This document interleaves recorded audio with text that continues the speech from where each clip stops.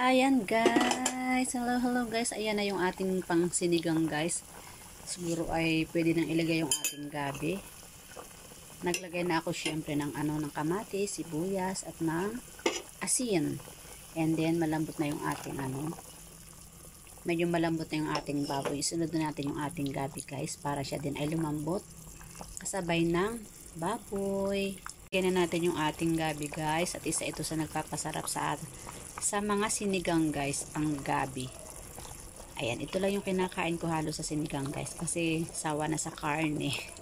A few moments later.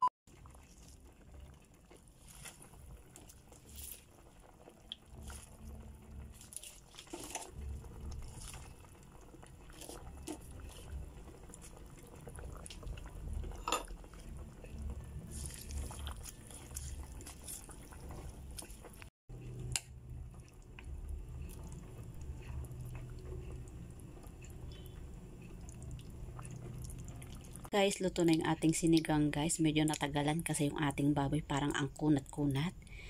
Parang matandang-matanda na yung baboy natin guys. Kaya inabot tayo ng siyam-siyam. Ayan. Bali-balintong na yung ating kangko, yung ating sili. At ayan na yan guys. Nilagyan ko na ng pang-asim.